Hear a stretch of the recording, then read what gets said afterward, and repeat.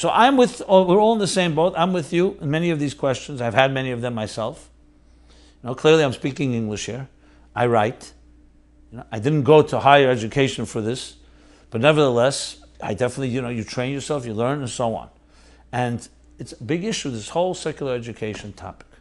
So let me begin from the beginning, instead of starting from middle, and try to address it in orderly progression.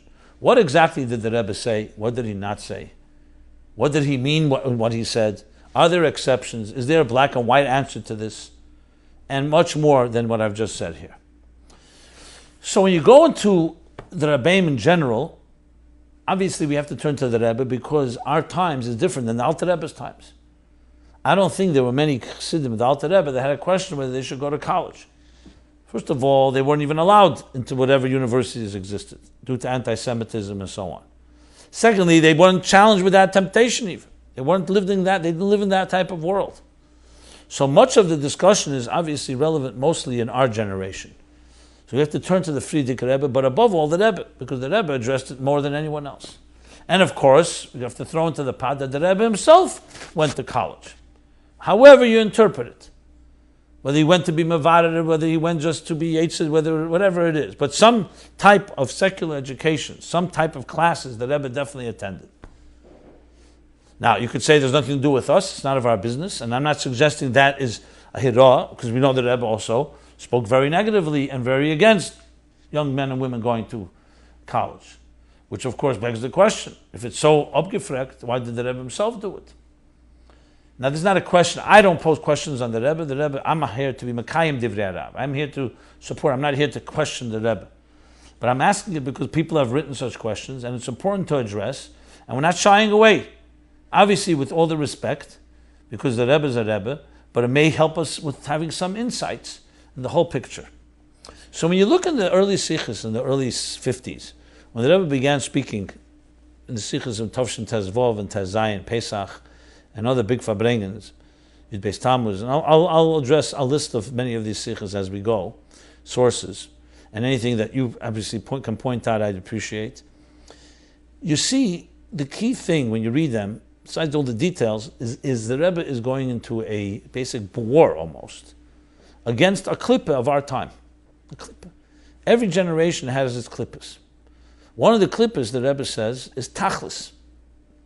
What is tachlis? Tachlis means, how are you going to make a living? And it became ingrained in American society, which itself was a big challenge, because America, as we know, the almighty dollar. Jews knew in the early 20th century, when they came here, that when they sent their children from the pogroms in Eastern Europe, that the Gashmis will be maybe secure in America, but Ruchnius forget about it. It was like it accepted that America, you're going to work. It's a capitalist system, and work consumes all its inhabitants, and it was a given that Jews will lose, God forbid, their faith and their, you can't say their emunah, but their dedication, their level of dedication, etc., etc. I mean, there are people who actually threw the tefillin overboard on their way coming into Ellis Island. I don't want to speak Begnusen Shal Yisrael, but that was reality. America. Why did Friedrich Rebbe have to say America is nicht anders? Because everyone thought America is anders, is different. This was the place where you make a living. But it didn't just become a living, it became an Avodah Zarah. This is the heart and essence of who you are as a human being. What defines success? That you make enough money, make a lot of money, status, and so on. Now, if you know in history, this wasn't always the case. America was different than other countries before. The Europeans, even till this day, like to remind Americans that in Europe, they work to live, and Americans live to work. Now, America has many virtues, and we'll discuss that as well.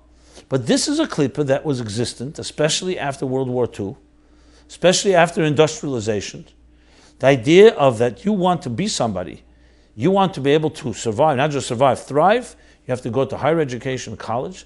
That is a necessity for you to be a shleimus ha'adam, a complete person. Now that is what the Rebbe went to war against.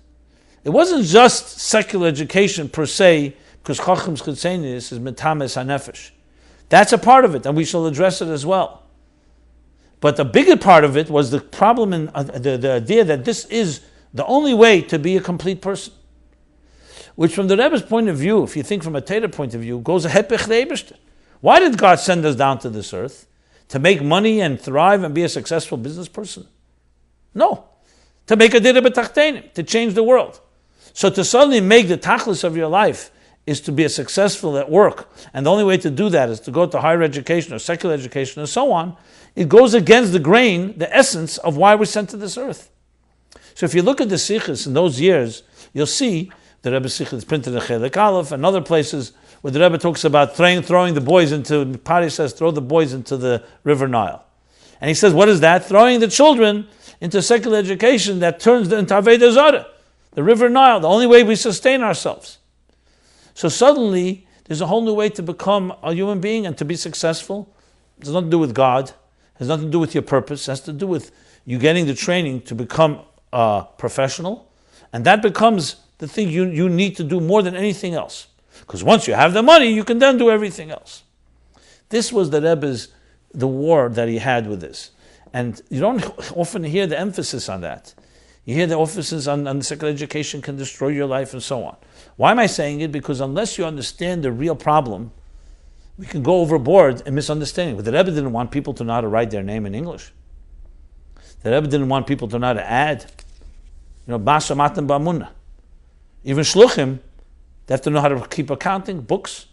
A Gvir gives you money. How did you spend the money? There's accounting principles. There's best practices, etc., etc. Obviously, you can hire people and you don't have to become a lawyer and accountant to do it all, but you have to have some respect for it. And above all, goes without saying that every highly educated human being, no way he's coming out against education. There are no lahavdil, rabbis or others who push primitive human beings. They're not difficult human beings. They're not devolved. They're not developed, and they live in a very narrow, ghetto-ish type of mentality. So for them, anything except their little world is already dangerous. The Rebbe is the opposite type of person. A person who is a global visionary, sees the world in expansive ways, understands that there's lessons in everything, including science, in Vedas Hashem, and demonstrated that so many times. So it wasn't like some type of primitive or provincial view on education and knowledge. How can the Rebbe, a person just begashmis b'derech hateva, could not be a person who came out against knowledge and accumulation of knowledge? In addition to the fact that we know that the Rebbe gave many directives to people who were in universities already to finish their education there. So if it was a purely, absolutely unacceptable thing, like Avodah Zarah mamish, since when? So just because you started building an Avodah Zarah, that's why you have to finish it. God forbid. As soon as something prohibited, you find out it's prohibited, stop immediately. Dr. Block from Canada, London, Ontario, tells the story about his own life, where he was a philosophy major. Later went on to become a professor. But then once he was exposed to Chassidus and Torah, that's what he wanted to be. He wanted to stay in 770. He says the Rebbe told him, Loi mitan aleph. I never clarified whether the Rebbe said Loi mitan aleph or that was his understanding that it was an emphatic Loi. Loi means no. Absolutely no. The Rebbe told him, you go back and become an Aristotelian professor and you bring Yiddishkeit into it and reach Yiddish students and so on. So that also has to be understood, and we will address that as well. So there's no way that Rebbe, of course, he appreciated knowledge and secular education and so on. Then you have the Rambam and the Ramban and hundreds of others, and the Gemara, Rabbi Yehuda and others, who were masters. You talk about the debates they had with the scholars and scientists of their time. So to suggest that type of knowledge is completely off limits is not what the Rebbe was talking about. He was talking, number one, first and foremost, the klippah of worshiping it as an end in itself. There's still much to be said, because I still have to talk about bochrim and young men and women, etc. People who never went to it, and what should be there. But the Rebbe's main objective was not choosing some type of thing, it was about a challenge. Because if all Jews would be swept up in this momentum or movement of America, that you must go to college, you must get higher education, you must have secular education, the only way you can succeed, it would destroy, it would compromise the whole purpose of who we are. On the B'tachin Hashem, Amunah B'Hashem. And again, that does not preclude knowledge and does not preclude education, as we shall address. Another point that has to be added into this equation. Everyone knows the Zohar that the Rebbe quotes time and again. The Zohar, the famous Zohar in Parsha Noach, where he talks about on the Psukim in Parsha Noach, where he talks about Beshit. There he talks about the 600th year, that the 6,000th in the 6th millennium, in the 600th year, which is the year Tov Reish, Hey Alofim Tov Reish, there will be an explosion. It uses the example, the words from the Mabel of Mayim Elyenim and Mayim Tachtenim. There'll be an explosion of Chochmah L'mayla, which it refers to as the Mefarshim say, and the Rebbe brings the Mefarshim in Erechama and so on in Zayar, refers to so divine wisdom, Pnimis HaTeireh, Chassidus and so on. And there'll be an explosion of the waters below, Chochmah L'mata, which refers to, as the Rebbe brings, the Industrial Revolution, which began which was you can say its core element was in the year Tov Reish, 1840, L'Mizparam, and the explosion of technology, the scientific revolution, the information age. And we know the Sikhs, how often the Rebbe spoke about the use of technology, seeing it as a koyach adir, mishpotim tov shemem dal. The Rebbe wrote a whole opening to understand technology as a power of God. We didn't create atoms, we didn't create nuclear energy. We created tools and instruments that can tap into cellular energy, that can tap into subatomic particles. But who created those powers? Who created the airwaves? Who created light waves? These are divine creations. The Rebbe uses the word koyach adir beteva, an enormous aid, enormously power in nature. It was there when Adam Arishon was there. Whether he or Chava knew or didn't know is irrelevant. But it was there from the beginning, just like electricity was there. They didn't know how to tap into it. So these forces were all, so the Zohar is saying this as a prelude to Mashiach's coming. Now, secular wisdom and knowledge is complete posel legamri, totally treif. How could the Zohar make such a statement and equate it with Pnimis HaTeireh, and the Rebbe brings it, etc.? So clearly, to just make this blanket statement that the Rebbe, Chassidus, is against knowledge, information, education is absolutely wrong. Worshipping it, seeing it as the tachlis, that was the main war the Rebbe fought against, because that was the klipa of the times and still remains so in many instances. I once spoke for a group who asked me this question. It's a group of educated academic individuals who were almost cynical and dismissive and saying, how could I hear that the Lubavitcher Chabad, the Rebbe, dismisses higher education? It's the basis of all our knowledge and information, professionalism, and so on. So often you hear with the problem of the college campuses from the Rebbe, it says it's printed, Chelik Tezvov Noach and other places, is the environment. The environment of a very anti-God environment. For whatever reason, that academics are more mushchasim and more corrupt than others, arrogance, etc., etc. We'll go into all the details right now. But clearly an environment, so for an impressionable student, man or woman, young man or woman, it's an environment that can actually have detrimental effect on them, as we've seen. That's what you usually hear. But I must admit that is true on one end, but there's far more than that. And this brings me back to the tachlis. I once heard, and this I shared with the academics, and they really were extremely impressed. They never thought of it this way. I said, someone goes to higher education, so they have usually a coach, they have a life, someone who's a supervisor or advisor that helps you determine what courses to take, what to major in, what to minor in, and so on. And a lot of it's to do with careers. What the future careers, what careers are going to be hot, in demand. There's a lot of it. So just hypothetically, here's the scenario. You have in a city 1,000 doctors, 1,000 lawyers, 1,000 accountants, but you have only one engineer. So obviously, the city needs more engineers. Or we can exchange any of those words. 1,000 engineers, 1,000 lawyers, 1,000 accountants, but one doctor. Clearly, you need more than one doctor. So a good advisor will help advise and say, the market is going, there's a glut of these type of professionals. Why don't you consider this type of work to major in? Okay? Let's just say it works out that way. So at least you're going into a field, there's a lot of demand. Computer science, information architecture, These are the hot things today. Programmers, content creators. Now, think of it this way. Just as human beings need accountants and lawyers and doctors and all the other professions I mentioned, every person also needs a soul doctor. It's also a doctor. As the Rambam says, there's cheli hanefesh and there's cheli haguf. We have therapists, we have psychologists, we have psychiatrists, we have social workers, we have all different types of therapists. These are people who are meant to help a person work with their emotional stuff. What did the Torah come to do? The Torah, Moshe Rabbeinu, they didn't just teach Torah as technical knowledge. These were soul doctors. Moshe was the ultimate soul doctor. A mumche an neshama. So if you have 1,000 lawyers and 1,000 doctors and 1,000 engineers and 1,000 accountants and 1,000 of all the other professions, and you only have one soul doctor, or not even one, what should be a person's choice? So in the old times, you can say a healthier world.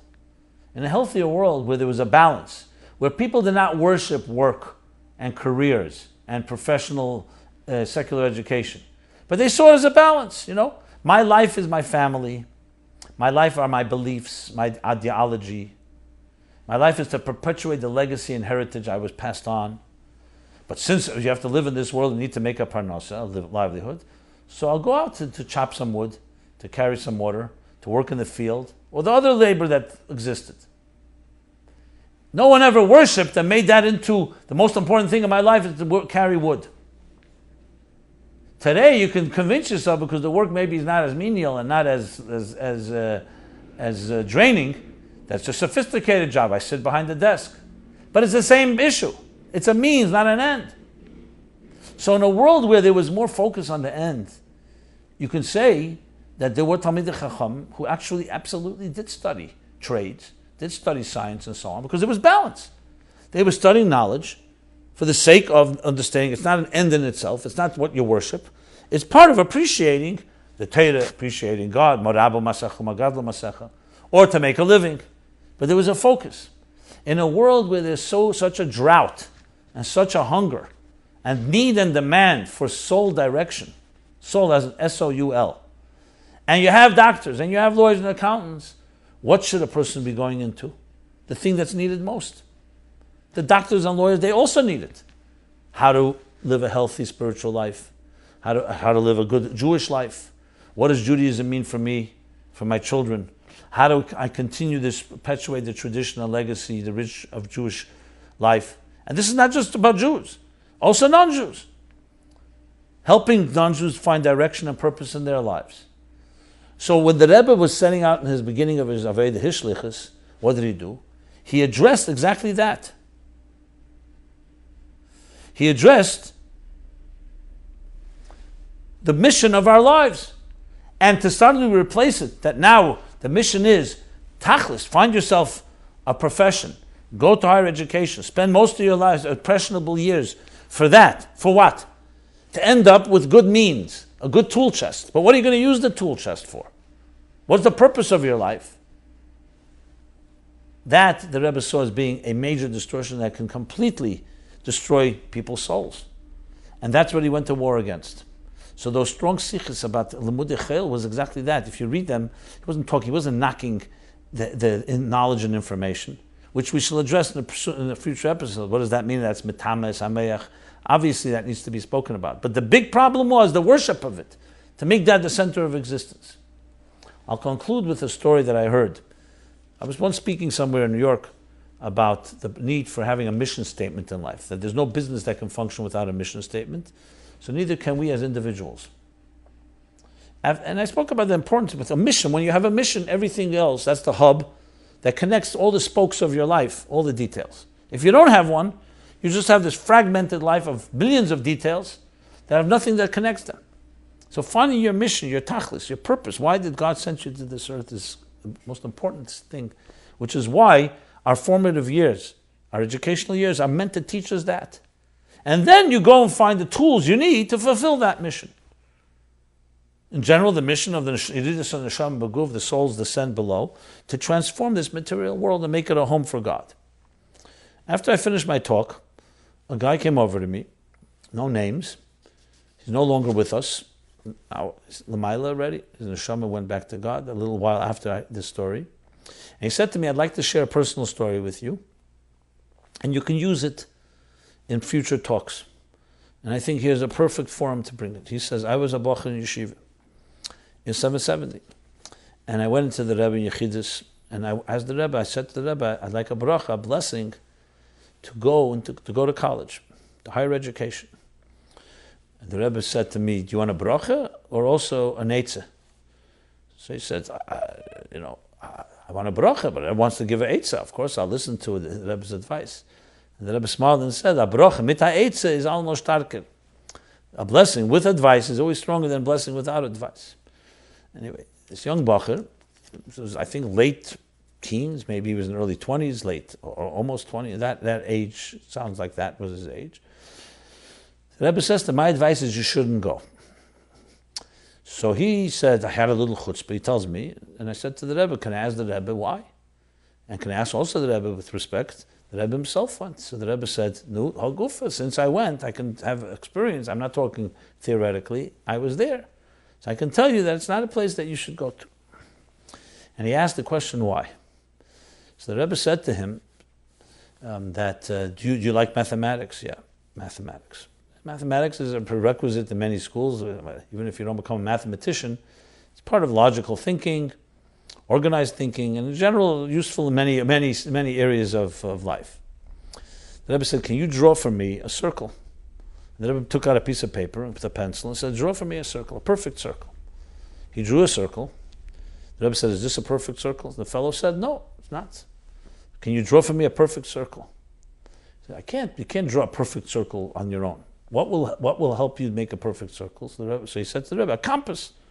Now, a compass is a needle you stick into the paper, it keeps it firm, and around that you create a circumference that's equally distant from the center of the circle. So the diameter is equal, or the radius is equal to the entire area which makes a circle is a perfect circle. The Rebbe had a compass, he gave him the compass, and he created a perfect circle. So the Rebbe said, what was the difference? He said, simple, the compass has a strong center, so you have yourself a focal point around which you can create a perfect circle, which a circle is defined that every part of the circle is equally distant from the center point. For example, a square is not that way. It's actually, derech agav, not negated to this story. In Kabbalah, in Eitz Chaim, right in the beginning, in Eitz Chaim, it talks about this. Why the tzimtzum was b'derech igul, not like a square, a ribua, or a rectangle, or other ways. Because then it wouldn't be equally distant, as he explains the reasoning there. Ayin Bezi explains the Eitz Chaim itself. Going back to the story, the Rebbe said that that's exactly the point. Knowledge, all forms of knowledge, and everything you're going to acquire in school, those are circles. They're not the focal point. The first thing you need in life is to have your mission, your focal point. Then the knowledge you gather comes to express, to manifest. How am I going to fulfill that focal point? That's the how, but the what is the focal point. If you don't have your focal point, you're going to end up having incomplete circles, imperfect circles, jagged circles, and you'll start a new circle, another circle, another circle. You're not ready yet because you don't have your focal point. Get your focal point in place. Then we can discuss it. Which, of course, was an implication. This is already the end of the Yechidus. The guy said to me, the Rebbe didn't say this, he said that implied that the Rebbe did have his focal point. So he was able to know, to put things in context and not be overwhelmed and understand vu ein und vu eis, as we say, about the secular knowledge he acquired. Well, anyway, this fellow said to me, I did not listen. I did not listen to the Rebbe, to the advice, sadly. And I went on, I became a professor of philosophy and mathematics and other sciences. But you know something? I never created a perfect circle. I created broken circles, exactly as the Rebbe said, jagged circles, incomplete circles, another circle here, another circle. I never created my circle. He said it with almost a tear in his eye. A few months later, I believe, if I recall correctly, he passed away. He told me this story. It's a Medidika story because you take the whole thing in a different way, understanding life. It's much more complicated whether in this type of a Rebbe You could study this, you can't study that. Obviously, we still need to address many other questions: what age and in what way, and should our yeshivas in any way bring in any tutors, private tutoring. I mean, there's so many things to talk about. As I said, this is only the beginning.